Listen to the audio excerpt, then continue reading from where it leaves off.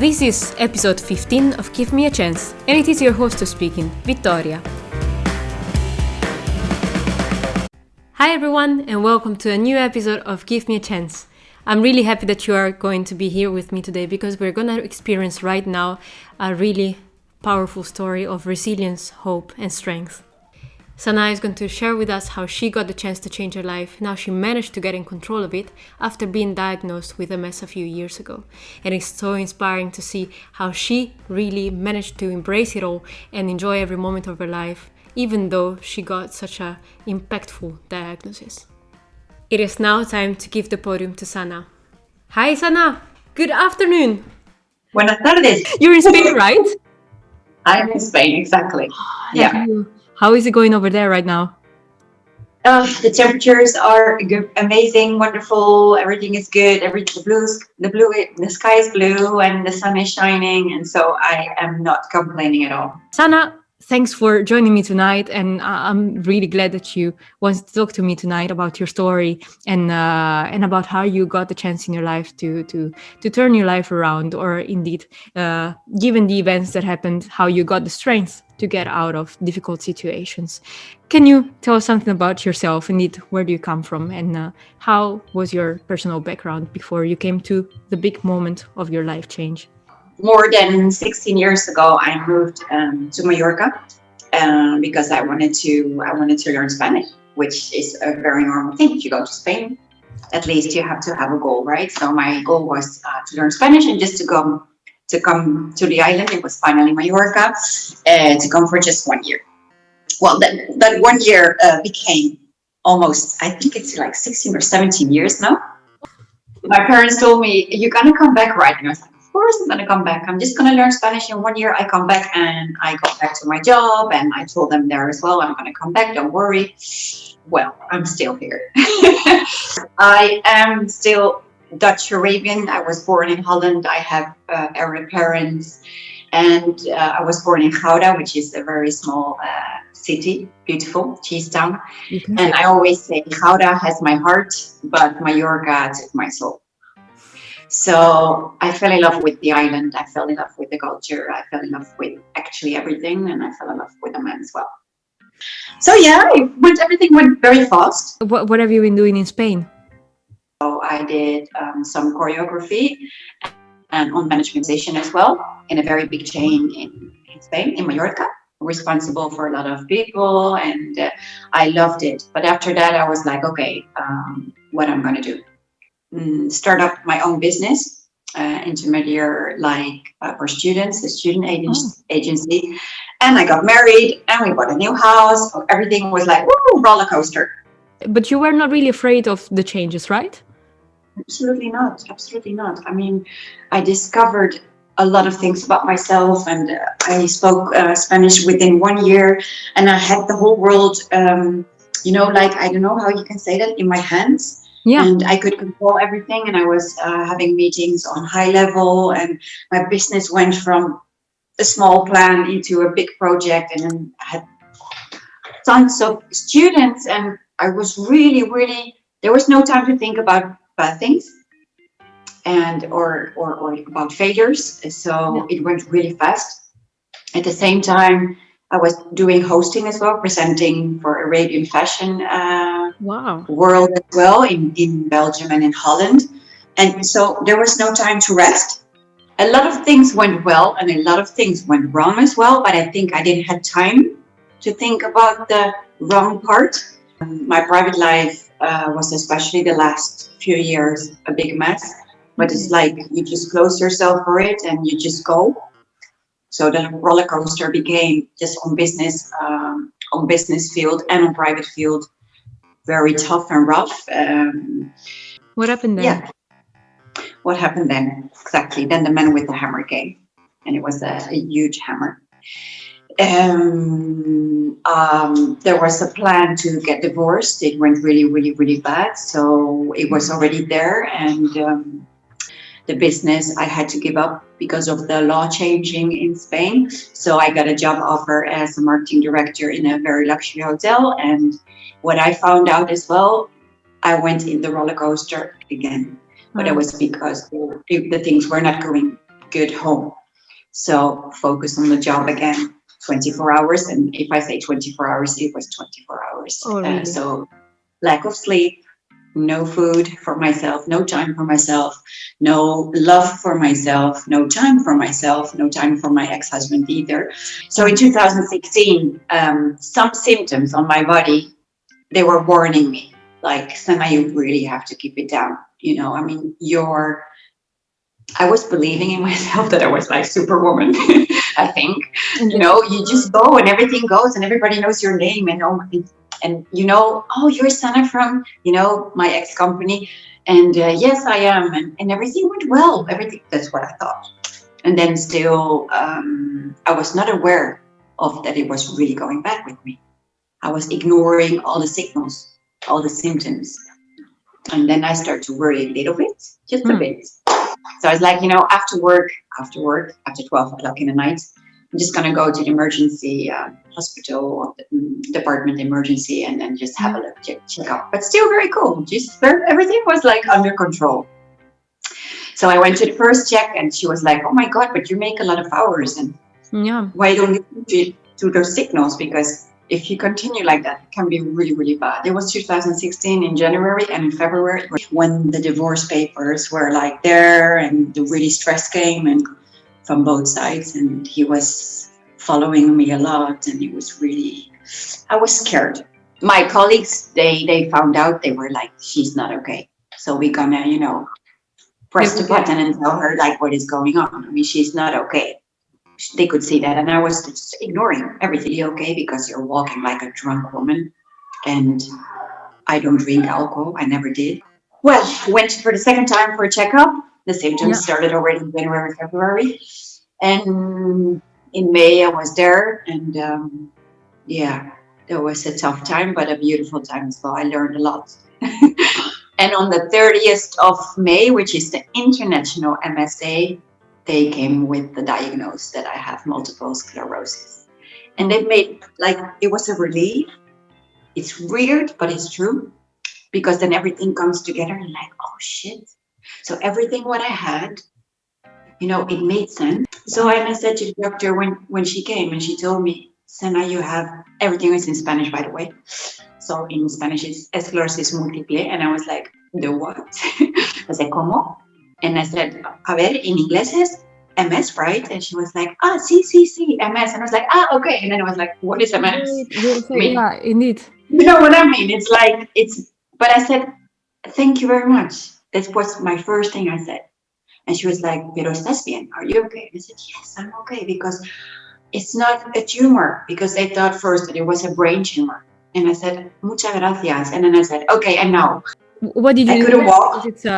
It's a major diagnosis and very impactful on the quality of life, probably, that you're going to have in the years afterwards. Yes and no. Yes and no. Like I told you as well, Victoria, when I heard those two words, multiple sclerosis, I think I started to be feeling that I was blessed, first of all, because that made me calm down. But indeed, that gave you the possibility to realize indeed what you were going through, and maybe that you should have taken a step back. Because how did the months after your diagnosis look like? Well, I was still in hospital because, of course, then when they made the diagnosis, they started, because I couldn't walk.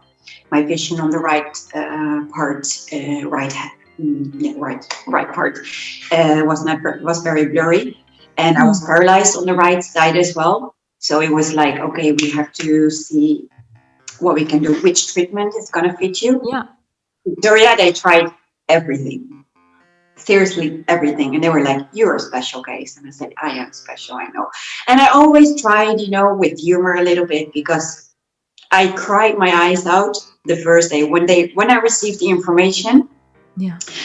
My doctor told me, okay, Sanaa, I'm going to give you this information now. This is already tough and rough for you. Is it okay I send you a psychologist, how you call them? A psychologist, probably. I will send her tomorrow, and then she will calm down. She will explain your disease as well, and then we will see. So today I'm going to leave you, sleep well, and try not to Google. Well, Well, don't tell me okay. that. It's like I'm a baby. So she left, and of course, I started to Google, and oh my God, Googling for hours because I didn't know what MS was. And I searched it in Spanish, I searched it in Dutch, and I searched it in English, videos on YouTube, and I was like, oh my God. And I cried so much that I said, that's the only day I'm going to cry. That's it. I'm going to do two things you can do. Or you cry the rest of your life and you feel pity for yourself, you feel pity for the world, you want that the world feels pity for you, or you can move on. There is this beautiful expression which I love, Martin Luther King. He said, if you cannot fly, you run. And if you cannot run, you walk. And if you cannot walk, you crawl. It's really true, and you should never give up. And it's No, keep on going. And this is not, I don't feel bad with MS. I'm okay. It's tears of happiness because it made me see the world different. So it's tears of happiness. Don't worry. A lot of people don't understand, but I'm seriously blessed since I found out that I have MS because the word MS, I love, oh my God, they make it bigger. But as long as you accept it, it's fine. And if you feel bad, it's fine too. It's okay to be not okay. Look at me. I couldn't walk. Talking, the memory I still have, it's bad, but whatever, you know? And I'm back to my job. I do more than before, but on a different level. and the fact that you could really make it and on your own, it's so impressive, and I'm totally blown away. You it refused to be crushed by the diagnosis and went through. Yeah. How did you do it? Where did you find the strength? Well, I think it's a religious thing as well. They gave me a lot of power, a lot of family around me, my friends. Okay. I mean, especially my family of blood is far away, but my friends on this island became my family. So I have a lot of beautiful people around me, and of course a lot of people left as well, which is fine. A few friends, which is a handful, is fine. Yeah, if You they are know, the right ones, indeed, you don't need any more people around you. And indeed, how on a very positive note, because that is exactly what you did. How did you manage to change your mindset? And indeed, despite this was a major event in your life, how did you give yourself the opportunity to not be crushed by the situation? What did you do? I don't know, Victoria. It just happened. Like I told you, when I was in the hospital and I got these two horrible words, I cried a lot. And then I said afterwards, no way, I'm not going to be like this.